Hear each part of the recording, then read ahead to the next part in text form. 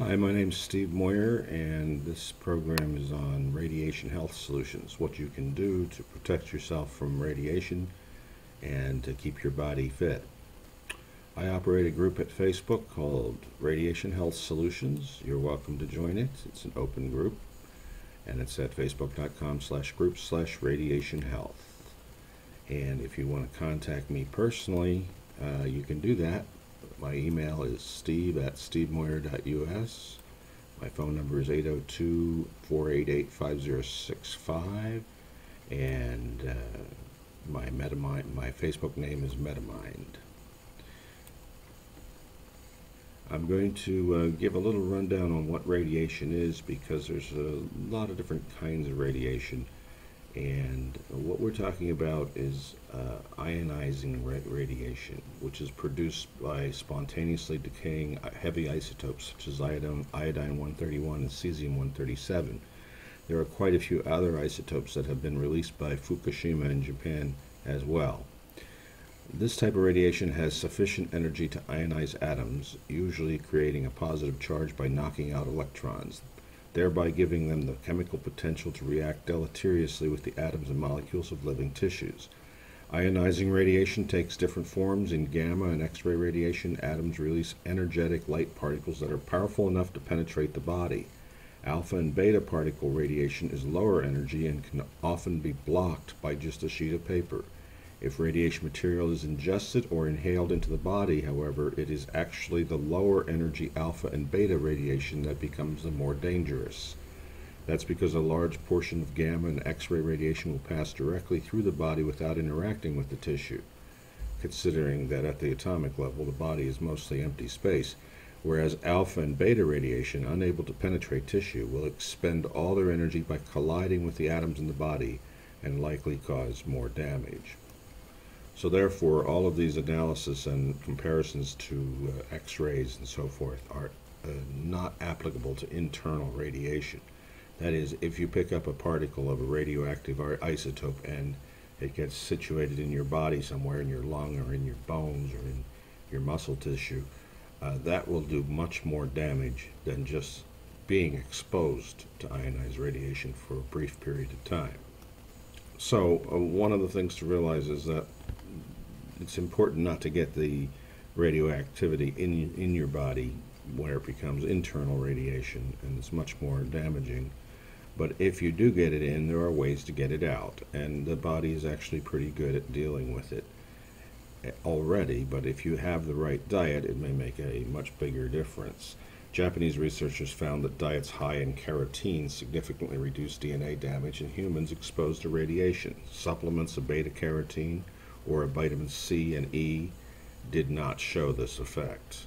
Eating lots of orange and dark green foods, sweet potatoes, winter squash, beets, carrots, kale, collards, chard, and spinach, for example, can protect you from radiation-induced cancers. Now this module is the radiation health module that I made, and it can be reached at radhealth.nodes.org or at nodes.net/SteveMoyer:radhealth. And Dr. Cousins actually has quite a lot of good advice. He says that you may want to take something for protecting your thyroid, since iodine-131 goes to the thyroid. Kelp is actually a good thing. 4 to 10 kelp tablets per day to build up iodine levels. And that's just one of the isotopes. There are others to take care of as well. So he says there's one caveat to using iodine. It's such a potent detoxifier that people may have a healing crisis, so go slowly with it. An iodine healing crisis looks the same as iodine toxicity, making it hard to distinguish between them. So, and then he goes on and recommends a number of other things. Feel free to pause the video if you want to read any of this. Spirulina is also something a lot of people mention. Siberian ginseng, chaparral, and aloe vera he mentions as well. And let me go to somebody. This is a list from Green Med Info, and it's a list of 142 substances. I'll just mention a few of them, and you can pause the video and look at the entire list if you want, or you can go to radhealth.nodes.net and see it for yourself.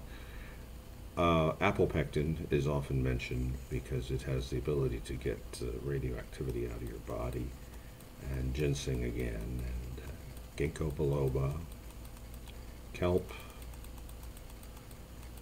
reishi mushroom, a lot of people like that, resveratrol,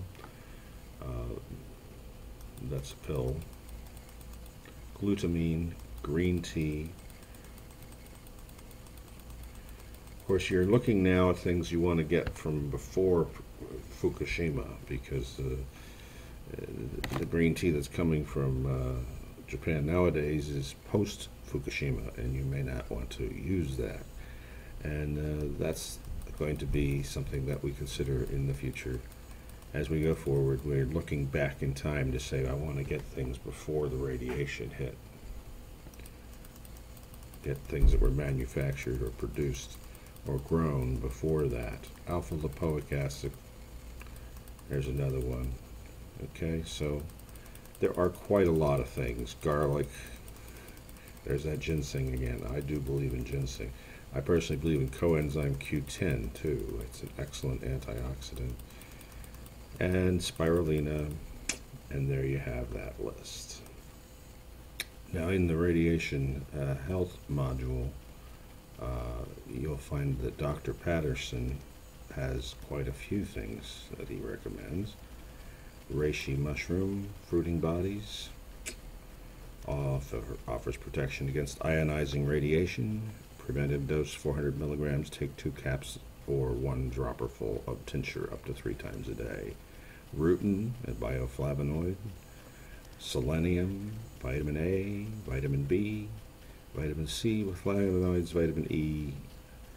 Lomeria japonica, it's the most important seaweed to help decrease radiation in our body. And beta 1,3 glucan. And potassium iodide, of course.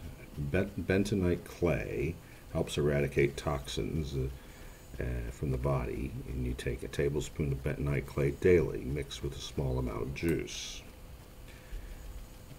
Dimethyl sulfoxide, DMSO, good for preventing cell nicking from ionizing radiation. Milk thistle, melatonin, lecithin, and miso, of course. A lot of people talk about miso. It has been used to treat radiation sickness. It is a traditional Japanese seasoning produced by fermenting rice, barley, and or soybeans with salt and a fungus. There's also a Chinese variety of this called doenjang, I think. You can look it up look up miso in Wikipedia and you'll find out about it. So that's good. And fuel fleas are microscopic hot particles of new or spent nuclear fuel. While small, they tend to be intensely radioactive. The fuel particles, the size of about 10 micrometers, are a strong source of beta and gamma radiation and a weaker source of alpha radiation. The disparity between alpha and beta radiation leads to buildup of positive electrostatic charge on the particle, causing the particle to jump from surface to surface and easily become airborne. Fuel fleas are typically rich in uranium-238 and contain an abundance of insoluble fission products. Due to their high beta activity, they can be detected with a Geiger counter. Their gamma output can allow analysis of their isotope composition. Fuel fleas can be very dangerous if they become embedded within a person's body, but are generally not considered more dangerous than an equal amount of radioactive material evenly distributed throughout the body. An exception would be a flea that was embedded in a particularly vulnerable organ, such as the cornea of an eye or inhaled into the lungs. So these were detected in Seattle, Washington, and Arnie Gunderson from Fairwinds Associates talked about them. So best thing is to not get it in your body, which probably means that you have to remove yourself from the environment where they have the fuel fleas, which is now pretty much everywhere in the northern hemisphere and possibly the southern as well.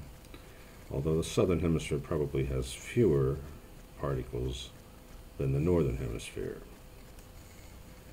And the fuel fleas will accumulate in air filters like in a car or in a house. And it's a good idea to filter your air, and if you're driving around in your car, recirculate your air. Don't bring in new air all the time. Those are common sense things to do. There is a radiation network of volunteers. The government is not providing very good information on radiation. It seems more interested in convincing us that there's nothing wrong. And we don't really know how bad it is because we don't have data. They're not testing the food, and they're not giving us good information on what's in the air or the water. This is a volunteer. People just get together and share data through the internet with an electronic device and a Geiger counter.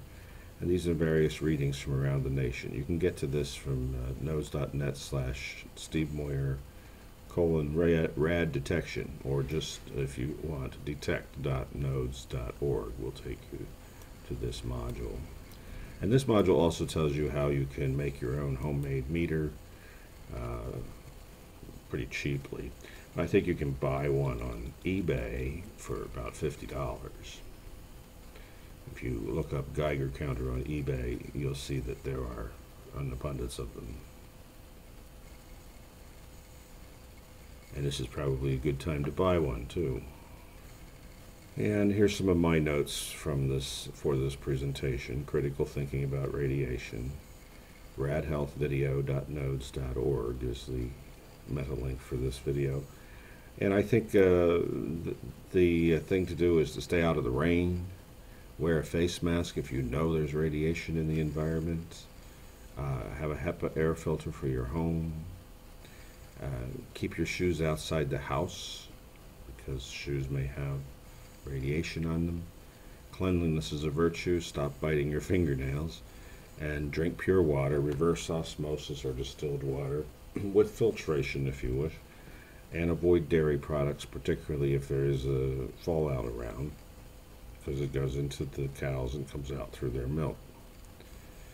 You can get old milk, like milk that's been packaged in Tetra Pak, Parmalat, for example. That may be 6 months old, which is fine. There's nothing wrong with it. But it's pre-Fukushima milk. That's what I've been buying. And avoid seafood unless checked with Geiger counter. We really need to get with our legislators in Congress and have them check the food on a continuous basis because it may be radiated. They've had a lot of radiated food in Japan.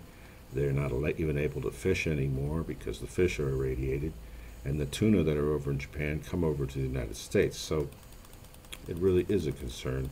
Even though the reactors are not releasing that much radiation anymore, there's still a lot of radiation in the environment and in the ocean as well. Maintain a healthy immune system, vitamin C, zinc, glutamate, vitamin A. We went through some of these things. Superoxide dismutase, coenzyme Q10, selenium, resveratrol. There are many things. Chelation therapy too may work, and there are 2 drugs that work to get it out of your system, plutonium in particular. The FDA has a frequently asked questions on potassium iodide, and it's a pretty good resource. You can just take a look at it here for briefly as I scan through it. It's important not to take too much of it, but it's probably a good idea to have some on hand because the Fukushima reactor may release more radioactivity in the future. It's not finished, it's not controlled. And I think that meditation is a good idea, remaining calm. It's also a good idea in visualizing good things for your body. Watch your thoughts. And reject nuclear politicians, please. If they want nuclear power, just say no to them and support renewable energy. Go solar. We need to get off of nuclear power. It's a bad idea.